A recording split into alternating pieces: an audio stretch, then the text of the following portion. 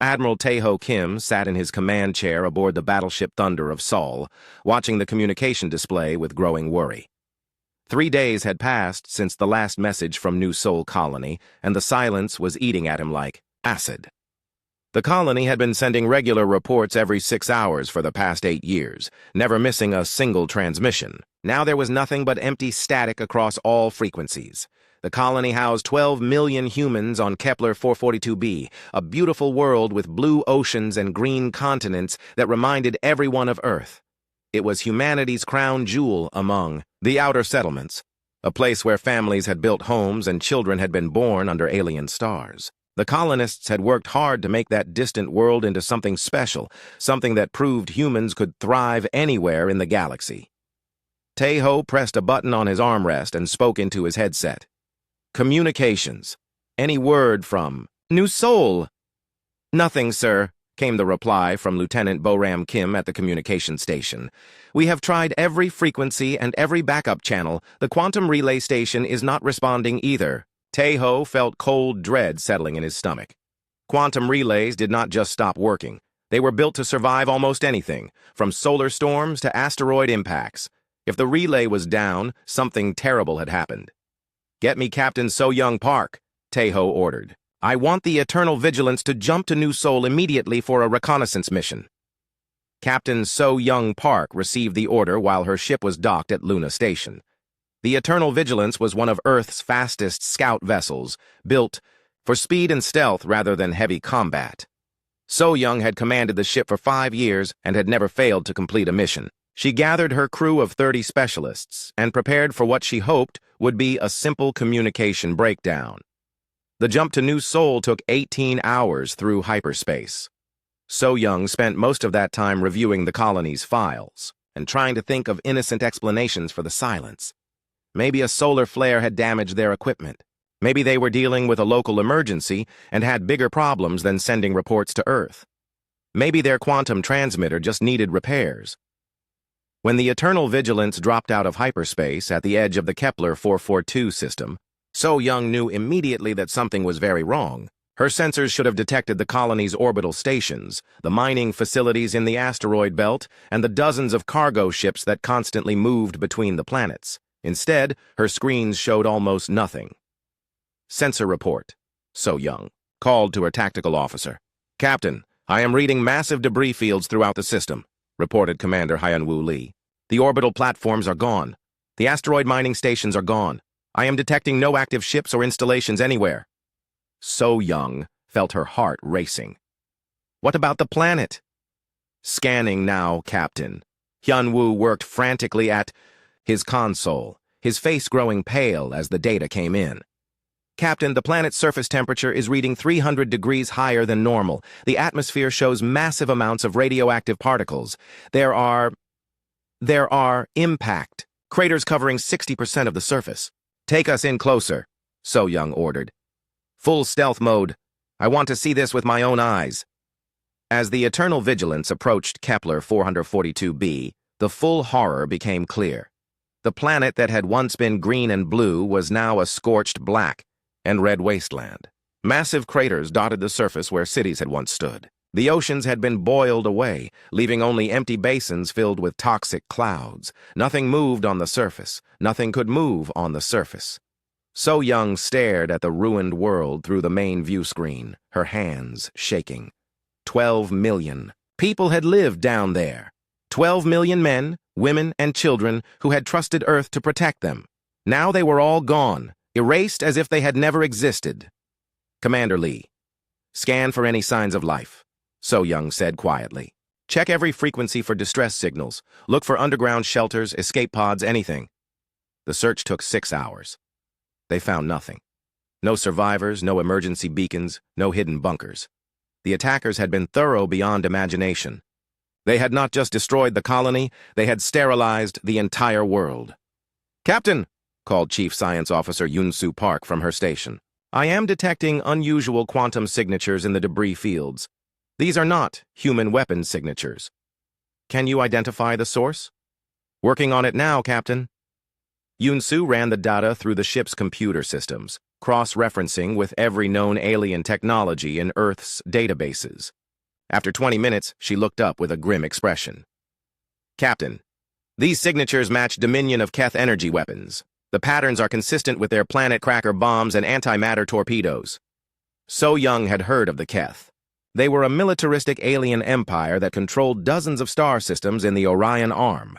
Earth had never had direct contact with them, but intelligence reports described them as aggressive expansionists who believed in the superiority of their own species. They had conquered or destroyed several other alien civilizations in the past century. Why would they attack New Sol? So Young wondered aloud. We had no contact with them. The colony was nowhere near their territory. Captain, I am detecting something else, Yunsu said. There is a message beacon hidden in the outer asteroid belt. It appears to be Keth technology, but it is broadcasting on human frequencies. Put it on the main screen. The message was short and delivered in perfect English by a Keth military officer. The alien looked like a giant lizard with 4 arms and cold yellow eyes. Its voice was harsh and mechanical. To the humans of Earth, the Keth officer said. Your colony was a contamination in clean space. Your species spreads like a disease, claiming worlds that belong to superior beings. We have cleansed this contamination. If you send more colonies into space, we will cleanse them too. This is your only warning. The message ended, leaving the Bridge of the Eternal Vigilance in shocked silence. So Young felt rage building in her chest like a nuclear fire. These aliens had murdered 12 million innocent people and called it cleaning. Set course for Earth, So Young ordered. Maximum speed. Admiral Kim needs to see this immediately. The journey back to Earth took 16 hours. So Young spent that time preparing her report and copying all the sensor data. She knew that what she had discovered would change everything. Earth had been attacked. Humanity had been threatened with extinction. The Keth had started a war they could not imagine the consequences of. When the Eternal Vigilance reached Earth orbit, So Young transmitted her findings directly to Admiral Tae-ho Kim aboard the Thunder of Sol. She watched his face on the communication screen as he reviewed the data, seeing his expression change from concern to horror to cold fury. Captain Park, Tae-ho said after a long silence. Report to Earth Defense Council headquarters immediately. Bring all your data and your entire crew for debriefing. What you have discovered here will determine humanity's response to this act of genocide. So Young nodded grimly. She understood that she had just delivered news that would shake the foundations of human civilization. The age of peaceful expansion was over. The age of war was about to begin. Fleet Admiral Jae-min Lee stood before the Global Assembly in Geneva, looking out at representatives from every nation on Earth. The assembly hall was packed with delegates, military officers, and media representatives who had been waiting 3 days for an official response to the New Sol massacre. The evidence was undeniable, the facts were clear, and now humanity had to decide how to respond. Members of the assembly, Jae-min began, his voice carrying across the silent hall. We have confirmed that the Dominion of Keth has committed an act of genocide against 12 million human beings. They destroyed our colony not in self-defense, not in territorial dispute, but because they consider our species to be contamination that must be cleansed from space. The hall erupted in angry voices and shouted questions, but Jae-min raised his hand for silence. The Keth have made their position clear. They view humanity as a disease to be eliminated. They have threatened to destroy any future colonies we establish. They have declared war on our very existence. A delegate from Brazil stood up. Admiral Lee, what military options do we have? Our fleet is strong, but the Keth control dozens of star systems. How can we possibly respond to such a massive empire? Jae-min smiled coldly. That brings me to Project Leviathan. In the Kuiper Belt, beyond the orbit of Neptune, Commander Hye-jin Choi received the activation code she had been waiting for since taking command of the secret facility 10 years ago. The codes were simple. Awaken the Titan fleet. Yi-jin had dedicated her entire career to Project Leviathan, a military construction program so massive and secret that only a few hundred people in the entire solar system knew of its existence. For 30 years, automated shipyards hidden throughout the Kuiper Belt had been building warships using self-replicating technology and materials mined from asteroids and comets. All stations, "This is Commander Choi," she announced over the facility's communication system. "Project Leviathan is now active. Begin awakening sequence for all dormant vessels." The process began slowly, with computer systems that had been sleeping for decades coming online one by one. Deep in the asteroid belt, massive hangar facilities opened like flowers blooming in the darkness. Inside those hangars were ships that had never seen sunlight, vessels built by robots and maintained by artificial intelligence for years without human contact. The first ships to emerge were destroyers, sleek and deadly vessels designed for speed and firepower. They powered up their engines and began moving toward designated rally points, their hulls gleaming silver against the black of space. Behind them came cruisers, larger ships with heavy armor and enough weapons to destroy entire fleets. Lieutenant Commander Dongwook Han was aboard one of the first vessels to wake up, a heavy cruiser called the Iron Thunder. He had been assigned to Project Leviathan 5 years ago and had spent that time learning every detail of the secret fleet. As his ship powered up around him, he felt a mixture of excitement and dread. "This is what we trained for," he said to his crew of 50 specialists. "Today, we find out if 30 years of secret construction was worth it." The awakening process took 6 hours. One by one, hundreds of thousands of warships emerged from hidden facilities throughout the solar system. There were small, fast attack ships designed to swarm enemy formations. There were massive battleships with armor thick enough to survive direct hits from nuclear weapons. There were dreadnoughts so large they had their own gravity fields, mobile fortresses that could destroy planets. But the most terrifying vessels were the planet killers, ships specifically designed to crack worlds open and sterilize entire star systems. Each one was the size of a small moon and carried enough firepower to reduce a planet to dust in minutes. Only 12 of these monsters had been built, and their very existence was known to fewer than 50 people. Dr. Eugene Song watched, the fleet awakening from the command center on Luna, her screens showing ship after ship coming online. As head of the Psychological Warfare Division, her job was to ensure that humanity's enemies understood exactly what they were facing.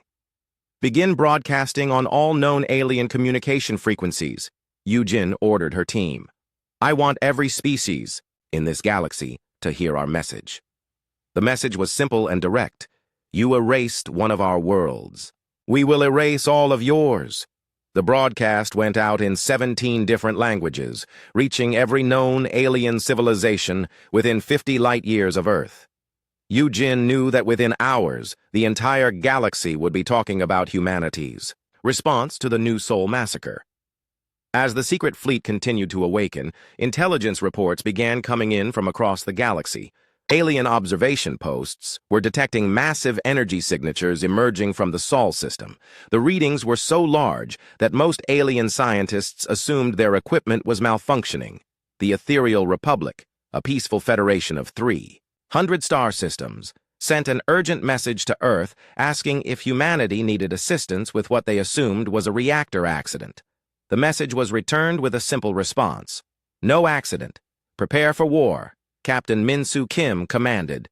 One of the intelligence-gathering vessels, a stealth ship designed to monitor alien communications without being detected. His job was to listen in on alien conversations and report back to Earth about their reactions to the awakening fleet.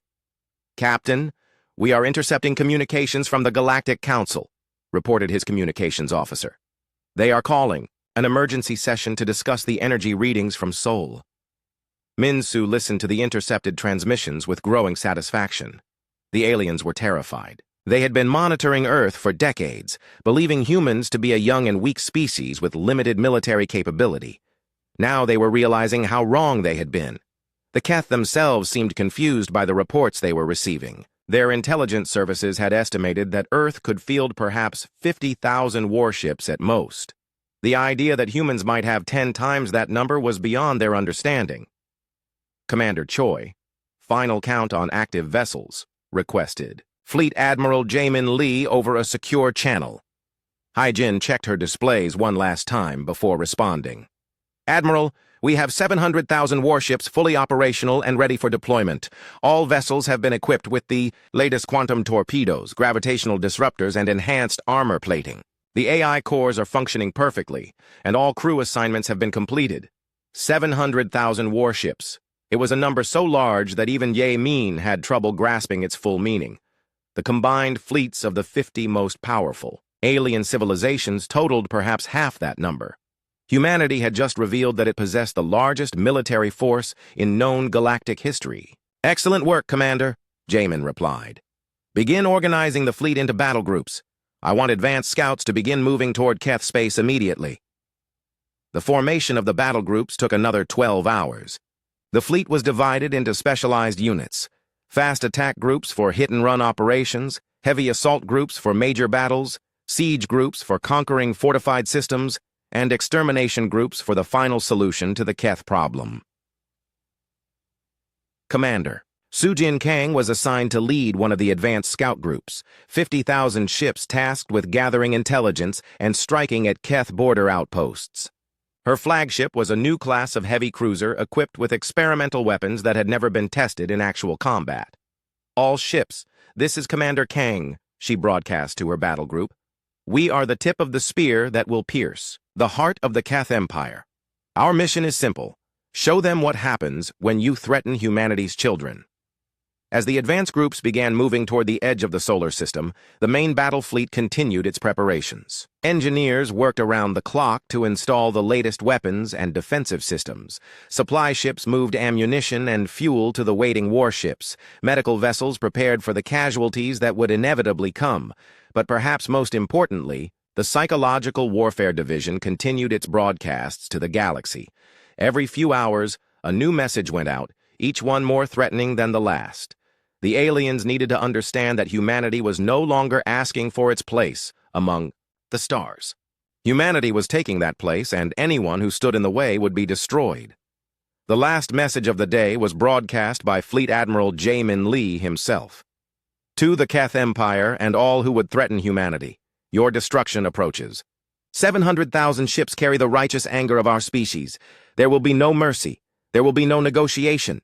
There will be no survival." Admiral Chang Ho-Yoon stood on the bridge of his flagship Wrath of Earth, watching as 200,000 human warships formed into attack formation around him.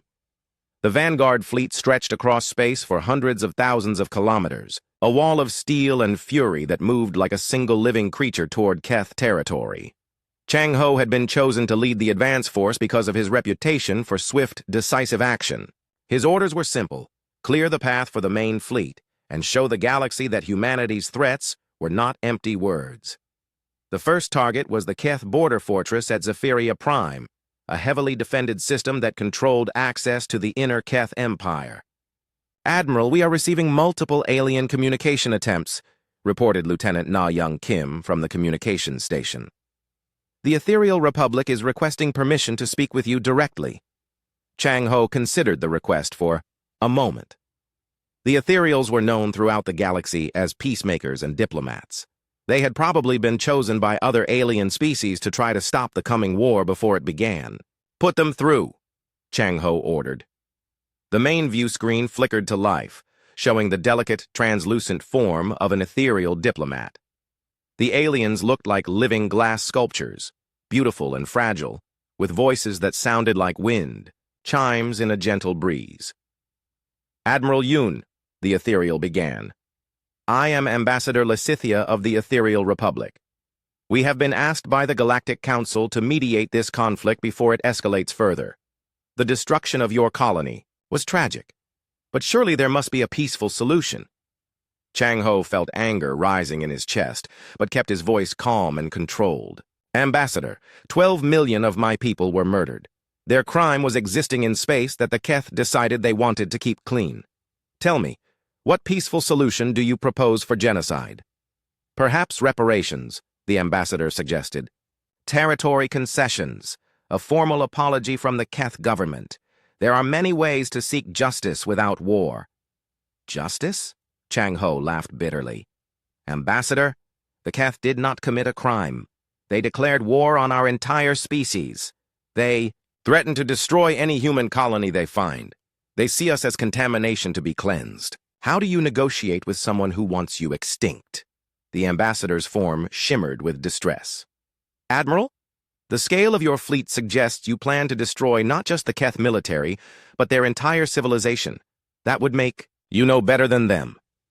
Chang Ho leaned forward in his command chair, his eyes cold as winter stars. Ambassador, the Keth chose extinction over coexistence when they fired the first shot. We are simply honoring their choice. This conversation is over. The transmission ended, leaving the bridge in silence. Chang Ho knew that his words would be repeated across the galaxy within hours. Good. Let every alien species understand that. Humanity was done asking for permission to exist. As the human vanguard approached Keth space, other alien civilizations scrambled to get out of the way. The Crystalline Collective, whose territory bordered the planned route, sent urgent messages, granting humanity permission to pass through their systems. The Silicon Lords evacuated their border worlds entirely, afraid of being caught in the crossfire.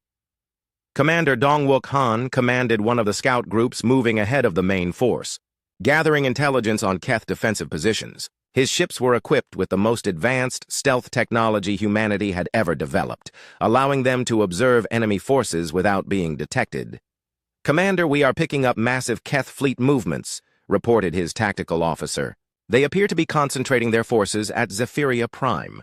Preliminary count shows approximately 15,000 Keth warships. Dongwook smiled grimly. 15,000 ships was a respectable force by galactic standards, enough to conquer most star systems. Unfortunately for the Keth, they were about to face 200,000 human vessels. Continue monitoring, Dongwook ordered. I want detailed scans of their weapons, shields, and armor. Admiral Yoon will want to know exactly what we are facing. As the intelligence data flowed back to the main fleet, Admiral Chang Ho and his staff planned their attack. The Keth had turned Zephyria Prime into a fortress system, with defensive platforms, minefields, and hidden weapon batteries scattered throughout the area. Under normal circumstances, attacking such a position would require months of preparation and result in heavy casualties. But these were not normal circumstances. Humanity was not interested in minimizing casualties or following the traditional rules of galactic warfare. They wanted to send a message that would echo across the stars for centuries. All battle groups, this is Admiral Yoon, Chang Ho broadcast to his fleet. We will begin the assault on Zephyria Prime in 6 hours. Our objectives are simple. Destroy all Keth military forces, neutralize all defensive installations, and reduce their fortress world to molten slag. No survivors, no prisoners, no mercy.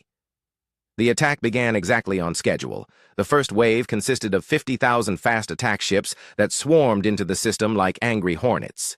They moved too quickly for the Keth defensive systems to track effectively, striking at weapon platforms and communication relays before vanishing back into space. Commander Sujin Kang led the assault from her heavy cruiser, Vengeance Rising, coordinating the attack with ruthless efficiency. Her ships used quantum torpedoes that could phase through shields and gravitational disruptors that tore enemy vessels apart at the molecular level. All units, target the orbital defense platforms first, Sujin ordered. I want those weapons silenced before the main fleet arrives. The Keth responded with everything they had, launching waves of fighters and firing every weapon in their arsenal. But their technology was centuries behind humanity's latest developments. Their shields could not stop quantum weapons, their armor could not withstand gravitational attacks, and their ships were too slow to escape the human onslaught. Within 30 minutes, half of the Keth defensive network had been destroyed. The alien ships tried to retreat deeper into the system, but found their escape routes blocked by more human vessels. Admiral Chang Ho had positioned his forces to create a perfect trap, surrounding the enemy with no possibility of escape. Admiral, the Keth commander is attempting to surrender, reported the communications officer. Chang Ho looked at the message on his display, reading the desperate pleas of the Keth fleet commander. The alien was offering to withdraw all forces from the system and pay massive reparations if the humans would spare his ships. Reply with our terms, Chang Ho said coldly. Total surrender of all Keth forces everywhere, complete evacuation of all Keth territory, immediate execution of all government officials responsible for the New Soul massacre, and a public admission that the Keth species is inferior to humanity and deserves extinction. The Keth commander's response came back within minutes. The aliens rejected the terms and chose to fight to the death rather than accept such humiliation. Chang Ho had expected as much. The Keth were too proud to accept defeat, even when facing impossible odds. "Very well," Chang Ho said. "Continue the attack." The second wave of the assault involved 100,000 heavy cruisers and battleships that moved into the system like a wall of destruction. They fired continuously, their weapons creating a storm of energy that lit up space for millions of kilometers. Keth ships exploded like fireworks, their debris adding to the growing cloud of wreckage. The battle lasted exactly 11 minutes from start to finish. When the smoke cleared, not a single Keth vessel remained intact. The fortress world of Zephyria Prime had been bombarded until its surface glowed like a small sun. The defensive platforms were nothing but scattered metal fragments drifting in space. Most importantly, not a single human ship had been lost. The technology gap between humanity and the Keth was so vast that the battle had been more like target practice than actual combat. "Admiral, we are receiving communications from across the galaxy," reported the communications officer. "Multiple alien civilizations are requesting information about our casualties." Chang Ho smiled coldly. "Tell them the truth. 0 human casualties, 15,000 Keth ships destroyed, 1 fortress world sterilized, and this was just the beginning." As news of the battle spread across the galaxy, panic began to set in among alien civilizations. The ease with which humanity had destroyed a major Keth fortress suggested that no military force in the galaxy could stand against them. Species that had been neutral in the conflict began choosing sides, and most chose to support humanity rather than risk becoming targets themselves. The Quantum Confederation sent a message offering to provide intelligence on Keth military positions. The Hive Collective offered to sell weapons to humanity at discount prices. Even the proud Stellar Empire, which had never acknowledged human equality, sent diplomatic messages expressing their desire for continued peaceful relations. Admiral Chang Ho read the messages with satisfaction as his fleet prepared to move deeper into Keth territory. The psychological impact of the victory at Zephyria Prime was already exceeding his expectations. Fear was spreading through the galaxy faster than his ships could travel, and fear would be humanity's greatest weapon in the war to come. Set course for the Keth industrial system of Caraxia, Captain Woo-Seok Kim stood in the observation deck of his command ship, watching the Keth industrial world of Caraxia burn below him. The planet had once been home to 5 billion Keth civilians and contained the largest shipbuilding facilities in their empire. Now it was nothing but fire and smoke, its cities reduced to ash and its factories melted into rivers of molten metal. This was the 6th Keth world to fall in 2 weeks, and Woo-Seok had documented the psychological impact of each defeat. His job as head of fleet intelligence was to understand how the enemy was reacting to humanity's systematic advance through their territory. "Captain, we are intercepting Keth military communications," reported his intelligence officer, Lieutenant Hae-Young Park. "Their fleet commanders are reporting massive desertion rates. Entire squadrons are refusing orders to engage our forces." Woo-Seok nodded grimly. This was exactly what he had predicted would happen. The Keth military had been built around the idea of their own superiority, but faced with an enemy that destroyed their strongest fortresses without taking casualties, their confidence was crumbling. "What about civilian populations?" Woo-Seok asked. "Mass panic on every Keth world," Hae-Young replied. "They are evacuating their outer colonies and trying to concentrate their population in the core systems. Transport ships are overloaded with refugees. Many are dying in the evacuation." Through his binoculars, Woo-Seok could see escape pods launching from the burning planet below. Hundreds of thousands of Keth civilians were fleeing their dying world, carrying nothing but the clothes on their backs. A year ago, he might have felt pity for them. Now he felt only cold satisfaction. The Keth had chosen this path when they decided that genocide was acceptable. They had murdered 12 million human children, parents, and grandparents without a moment's hesitation. Now they would learn what it felt like to watch their own civilization die. Admiral Mi-Young-Yang commanded the siege fleet that surrounded Keth Prime, the homeworld and capital of the Keth Empire. 150,000 human warships hung in space around the planet like hungry wolves surrounding a wounded deer. The world below held 8 billion Keth civilians and the entire government structure of their empire.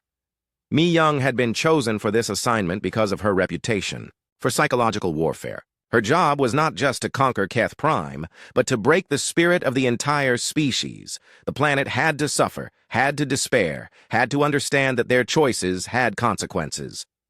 "Admiral, we are receiving another surrender offer from the Keth government," reported Commander Junho Lee from the communications station. "They are offering complete disarmament, payment of war reparations, and territorial concessions." Mi Young read the message with contempt. The Keth were offering everything they had, begging for mercy like children who had been caught stealing. They promised to give up their weapons, pay for the rebuilding of New Sol, and even surrender half their territory to human control. "Send them our response," Mi Young ordered. "New Sol was offered no mercy. Its children were shown no compassion. Your species forfeited the right to exist when you chose genocide as policy. Prepare for bombardment." The response from Keth Prime came back within an hour. The planetary governor was begging, pleading for humanity to reconsider. He claimed that the decision to destroy New Sol had been made by military leaders without civilian approval. He promised that those responsible would be executed if humanity would spare the innocent population. Mi Young almost laughed at the desperation in the message. Where had this concern for innocent lives been when the Keth were planning the destruction of New Sol? Had they cared about human children when they were building their planet cracker bombs? "Begin orbital bombardment of military targets," Mi Young commanded. "I want their defensive systems eliminated before we proceed with the final phase." The bombardment began with surgical strikes against Keth military installations. Human ships used quantum torpedoes to destroy weapons factories, gravitational disruptors to collapse underground bunkers, and plasma cannons to melt armored fortifications. The strikes were precise and devastating, turning the planet's defenses into glowing craters. As the attack continued, more alien civilizations sent messages to the human fleet. The Ethereal Republic begged for permission to evacuate Keth civilians before the final assault. The Galactic Council offered to mediate a ceasefire. Even the Silicon Lords, who normally cared nothing for organic life, sent messages expressing concern about the scale of destruction. Admiral Mi Young ignored them all. The time for negotiation had passed when the first human child died in the fires of New Sol. Now there was only justice, cold and final and absolute. Dr. Haewon Park, the fleet's chief xenobiologist, made a disturbing discovery while analyzing captured Keth prisoners. Her studies showed that the aliens possessed neural structures capable of empathy, moral reasoning, and emotional attachment to their young. They were not mindless predators or emotionless killers. They were intelligent, beings who had consciously chosen to commit genocide. "Admiral Yang," Haewon reported over a secure channel, "my analysis of Keth brain scans shows they are capable of understanding the moral implications of their actions. They knew what they were doing when they destroyed New Sol. They understood they were murdering innocent people." Mi Young felt her anger burning even hotter at this news. If the Keth had been mindless beasts or emotionless machines, their crimes might have been understandable. But they were moral beings who had chosen evil, creatures capable of empathy who had decided that genocide was acceptable. "Thank you for the confirmation, Doctor," Mi Young replied. "That makes what we are about to do much easier to justify." As the siege of Keth Prime continued, other human fleets were finishing their work throughout Keth space. Commander Junseo Lee led the hunter-killer groups that tracked down fleeing Keth ships and destroyed them before they could escape to neutral territory. Captain In Young Choi commanded the sterilization fleets that bombed abandoned Keth worlds to ensure no hidden colonies could survive. The systematic destruction was proceeding exactly as planned. Each Keth world fell in sequence, its population either dead or scattered to the winds. The once mighty empire was collapsing under the weight of humanity's righteous fury. But the psychological impact was spreading far beyond Keth space. Other alien civilizations watched the destruction with growing terror, realizing that humanity was not just defeating an enemy, but demonstrating their ability to exterminate entire species. The balance of galactic power was shifting permanently, as every alien leader asked themselves the same question: what if we are next? The Stellar Empire, which had ruled 100 star systems for millennia, sent an urgent message to Earth requesting a formal alliance. The Hive Collective offered to serve as human vassals in exchange for protection. Even the mysterious Shadow Syndicate, which normally remained hidden from galactic politics, reached out to humanity seeking peaceful relations. "Admiral, we are receiving thousands of messages from alien governments," reported Commander Junho Lee. "They all want to pledge loyalty to humanity and request protection from our fleets." Mi Young smiled coldly as she read through the desperate messages. Fear was indeed humanity's greatest weapon. The aliens had watched the Keth Empire crumble and decided that joining the winning side was better than risking annihilation. "Draft. A standard response," Mi Young ordered. "Any alien civilization that wishes to survive will acknowledge human superiority and accept our authority. Those who refuse will share the fate of the Keth." As the siege of Keth Prime entered its final phase, Mi Young prepared for the end of the Keth species. The planet below was already dying, its atmosphere poisoned by the bombardment and its surface scarred by impact craters. Soon there would be nothing left but a monument to the consequences of threatening humanity. The Keth government sent one final message, a transmission that would be remembered throughout galactic history. The planetary governor, speaking for his dying species, asked only one question: "Why are you doing this to us?" Mi Young personally recorded the response that would define humanity's place in the galaxy. "Because you chose to erase us first. Now learn what it means to be erased by a species that never forgives and never forgets." Fleet Admiral Jamin Lee stood on the command deck of his flagship Retribution, watching as the final bombardment of Keth Prime began. Today marked exactly 1 year since the destruction of New Sol, and he had chosen this anniversary to deliver the final blow to the species that had dared to commit genocide against humanity. The bombardment was unlike anything the galaxy had ever witnessed. 700,000 human warships opened fire simultaneously, their weapons creating a storm of destruction that lit up space for millions of kilometers.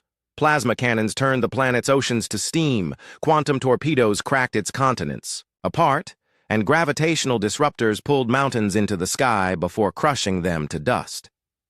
The Keth homeworld burned for 7 days and 7 nights. When the fires finally died down, nothing remained of the once proud capital except molten rock and toxic clouds. 8 billion Keth civilians had perished in the bombardment, along with every government official, military officer, and cultural leader of their species. But Jamin was not finished. At the exact center of what had once been the largest Keth city, human engineers began constructing a monument. The structure was made of crystalline material that would last until the heat death of the universe, and it contained the names of every human who had died at New Sol. The monument was designed to be visible from orbit, a permanent reminder of what happened to species that threatened humanity. "Admiral, the monument construction is complete," reported Captain So Young Park. "The names of all 12 million victims are now displayed for eternity." Jamin nodded with satisfaction. The dead of New Sol would be remembered long after the Keth were forgotten. Their sacrifice had not been in vain. It had awakened humanity to its true potential and revealed the galaxy's new order. But the war was not over yet. Captain In Young Choi commanded the final phase of the campaign, hunting down the scattered Keth survivors who had fled to distant star systems. Her orders were simple: find every last member of the species and eliminate them. There could be no hidden colonies, no secret refugees, no chance for the Keth to rebuild and threaten humanity again.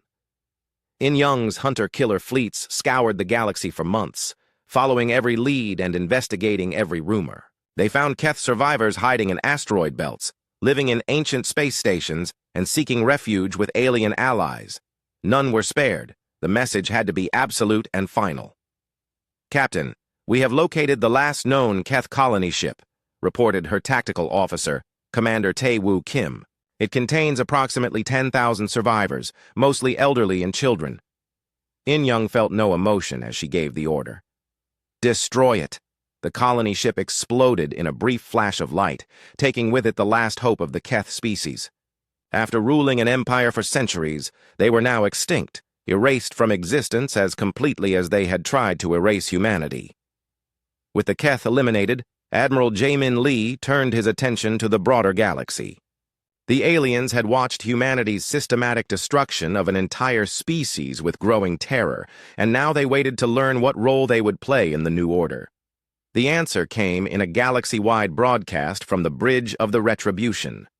Jae-min spoke directly to every alien civilization, his words transmitted to billions of non-human beings across thousands of star systems.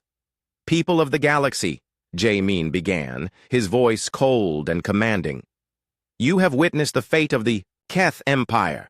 They chose to commit genocide against humanity, and they paid the ultimate price for that choice. Let this be a lesson written in fire across the stars." He paused, letting his words sink in before continuing. "Humanity is no longer a young species seeking its place among the cosmos. We have taken our place. We are the apex predator of this galaxy, and we will protect our own with absolute ruthlessness." The broadcast continued for 30 minutes, outlining the new reality of galactic politics. Any alien civilization that acknowledged human superiority and accepted human authority would be protected and allowed to prosper. Those who refused would be destroyed without mercy or hesitation. "You have a choice," Jae-min concluded. "Submit to human leadership and live in peace under our protection, or resist and share the fate of the Keth. Choose wisely." The response was immediate and overwhelming. Within hours, messages of submission began pouring in from across the galaxy. The Ethereal Republic was the first to formally surrender, followed quickly by the Stellar Empire, the Quantum Confederation, and dozens of smaller civilizations. Some species tried to resist. The Iron Collective, a militaristic alliance of machine intelligences, declared that they would never bow to organic overlords. Their rebellion lasted exactly 6 hours before human fleets reduced their home systems to scrap metal. The Crystal Syndicate attempted to flee beyond the galactic rim, but found their escape routes blocked by human ships that had anticipated their movements. Within 6 months, every major alien civilization had either submitted to human authority or been destroyed. The galaxy now belonged to humanity, with 700,000 warships enforcing the new order across countless star systems. Commander Hyun-Soo Park was appointed as the first Governor-General of the Ethereal Sector, overseeing 40 star systems that had once belonged to the peaceful Republic. His job was to ensure that the former aliens understood their new place in the galactic hierarchy. "The old order is dead," Hyun-Soo announced to the assembled ethereal leaders. "You are no longer an independent republic. You are now subjects of the human hegemony, and you will follow human law without question or complaint." The ethereals, who had once been proud diplomats and peacemakers, could only nod in frightened acceptance. Their delicate forms trembled as they realized that their species' survival now depended entirely on human mercy. Similar scenes played out across the galaxy as human administrators took control of former alien territories. The Stellar Empire's proud warrior caste was disbanded and forced to work in human factories. The Hive Collective's queens were replaced with human overseers who directed their workers with ruthless efficiency. But perhaps the most significant change was in how the galaxy viewed humanity itself. Where once humans had been seen as young upstarts, barely worthy of notice, they were now regarded with a mixture of awe and terror that bordered on religious reverence. Dr. Sae-byuk Kim, appointed as the Director of Galactic Education, was responsible for ensuring that the new generation of alien children understood humanity's rightful place as the galaxy's dominant species. Her curriculum was simple but effective. Humans were superior in every way that mattered, and serving them was the highest honor any alien could achieve. "Remember," Sae-byuk told a class of young ethereal students, "your species once thought itself equal to humanity. That arrogance led to war, and war led to your subjugation. Be grateful that humans are merciful enough to allow you to exist at all." The lessons were repeated on thousands of worlds, in hundreds of languages, to millions of alien children who would grow up knowing that their species lived only at humanity's sufferance. The psychological conditioning was thorough and permanent, ensuring that future generations would never question human authority. A century later, Professor Sae-byuk Kim stood before her final class at the Imperial Academy on Earth. She was old, now, her hair white and her hands shaking, but her voice was still strong as she delivered the lesson that had shaped galactic civilization for generations. "Today we remember New Seoul," she told her human students. "We remember the 12 million innocent people who died because aliens thought they could erase us from existence. We remember the lesson their sacrifice taught us about mercy and its limits." She gestured to a holographic display showing the Yabe memorial on the ruins of Keth Prime, its crystalline surface still gleaming after 100 years. Remember that humanity's greatest strength is not our technology or our numbers, Sabiak continued. It is our absolute refusal to forgive those who threaten our survival. The Keth learned that lesson too late. Make sure no other species ever forgets it. The students listened in respectful silence, understanding that they were the inheritors of a galaxy conquered through righteous fury. They would carry that lesson forward to future generations, ensuring that humanity's dominance would never be challenged again. Outside the academy windows, alien workers could be seen tending the gardens and maintaining the buildings. They moved, quietly and efficiently, their heads bowed in permanent submission to their human masters. It was a peaceful scene, but the peace was built on a foundation of absolute terror. The galaxy belonged to humanity now, and it would belong to humanity forever. The age of human expansion had begun not through exploration and diplomacy, but through the ashes of those who had dared to challenge humanity's right to exist. And in those ashes, a new order had been born that would endure until the stars themselves burned out.